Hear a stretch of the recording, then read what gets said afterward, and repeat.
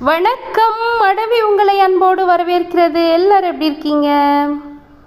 நம்முடைய அடவியில் மறுநடவுக்கு பின்னாடி நம்மளுடைய அல்லிகள்லாம் ஒன்றொன்னா இப்போ பூக்க தொடங்கியிருக்கு.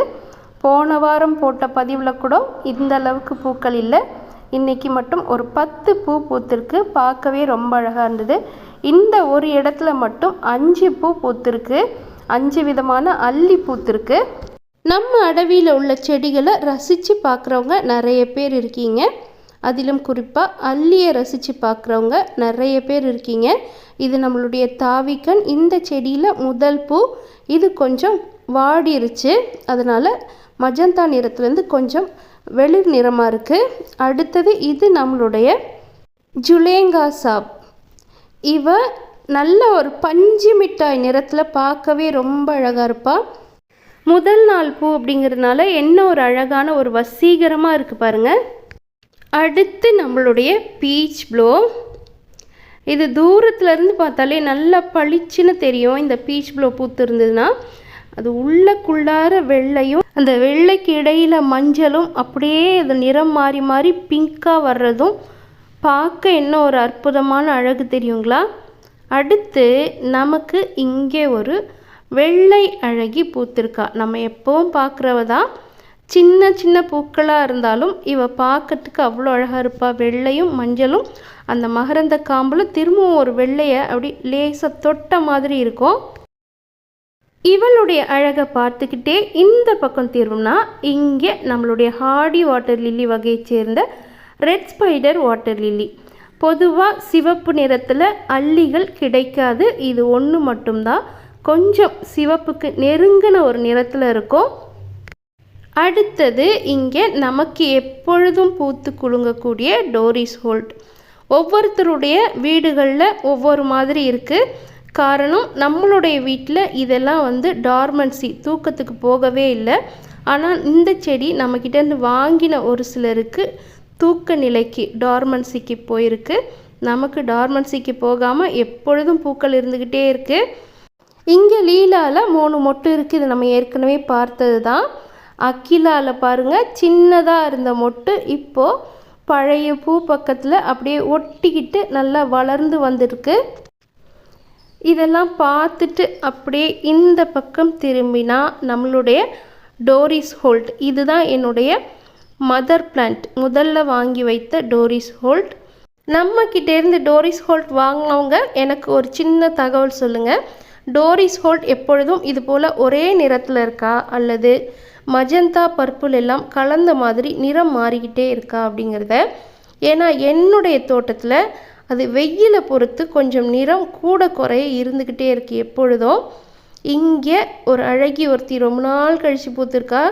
இந்த தொட்டியில் தெரியாமல் விழுந்த கிழங்கு போல இருக்குது. நானும் சரி வளரட்டும்னு விட்டுட்டேன். இலையை பார்க்கும்போதே எனக்கு தெரிஞ்சிச்சு இது நம்மளுடைய பீச் கொலராடோ தான்னு.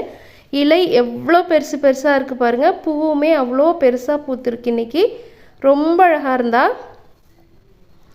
அப்படியே அவளை பார்த்துட்டு இங்கே பாருங்கள் ஒரு சின்ன மொட்டு. இது மகிமாவுடைய கிழங்கு.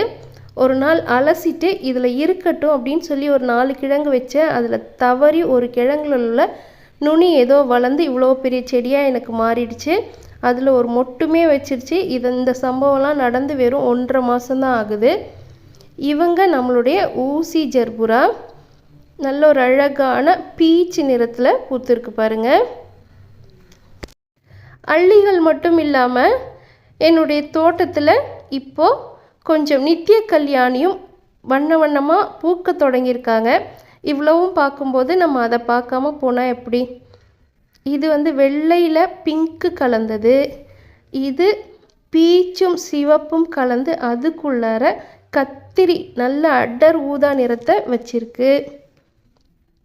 அடுத்து இவங்க ஃபேண்டா ஆரஞ்சு நிறத்தில் உள்ள சிவப்பும் வெள்ளையுமா வச்சுருக்காங்க. அப்புறம் என்னுடைய பட்டன் பன்னீர் ரோஸும் பூத்திருக்கு. கொஞ்சம் செடி முழுக்க பூக்களாக தான் இருக்குது. அதுக்கு பின்னாடியும் நிறைய நித்திய கல்யாணி எல்லாமே பூத்திருக்காங்க. என்னுடைய கைபேசி வழியாக இதனுடைய அடர் நிறங்கள் தெரியலை. நான் கைபேசியை மாற்றலான்னு இருக்கேன்.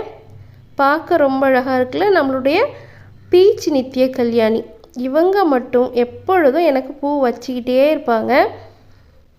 இப்போ புதுசாக நம்மளுடைய அந்தூரியம் இருக்குது பாருங்கள். அதுலேயும் இது நான் இப்போ பாண்டிச்சேரியிலேருந்து வாங்கிட்டு வந்து நட்டேன் அப்படின்னு சொன்னேன். இந்த அந்தூரியம் எல்லாத்துலேயுமே பூக்கள் வந்துருச்சு. இது எல்லாம் மினி அந்தூரியம். அடுத்தது இப்போ நம்ம மாடிக்கு வந்துட்டோம். மாடியில் பாருங்கள் நம்மளுடைய புல்சை முதல் நாள் மலர் அப்படிங்கிறதுனால என்ன ஒரு அழகாக வசீகரமாக இருக்குல்ல. இது நம்மளுடைய சோம்பு மேமோ. இதனுடைய நிறம் இன்றைக்கி கொஞ்சம் மங்கலாக இருக்குது. ஏன்னா இது 3ஆம் நாள் பூ. உள்ளே இருக்க அந்த மகரந்த பகுதி மூடிடுச்சு அப்படின்னாலே அது 3ஆம் நாள் பூ. இது நம்மளுடைய மைக்ராந்தா ப்ளூ, ரொம்ப அழகாக இருக்குல்ல.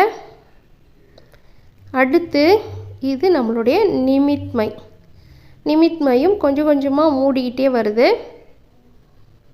எனக்கு இது நிமித்மை தானான்னு எனக்கு சந்தேகமாக இருக்குது. இது பாருங்கள், இது உண்மையிலே நிமித்மை தான். ஆனால் 3ஆம் நாள் பூ, அதனால் வெளுத்து போன மாதிரி இருக்குது. ஆனாலும் இதனுடைய நிறமும் ரொம்ப அழகாக இருக்குது. பார்க்கவே ரொம்ப ரொம்ப அழகாக இருக்குது.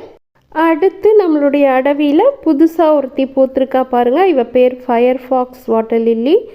ரொம்ப அழகாக இருக்கால. என்ன நிறம்னு என்னால் வர்ணித்து சொல்லவே முடியல. நீலம் மட்டும் கிடையாது, நல்ல கொஞ்சம் பிங்க்கும் கலந்த போல் இருக்குது. கடைசியாக நம்மளுடைய பனாமா பசிபிக். இவங்க மூடிக்கிட்டே வர்றாங்க.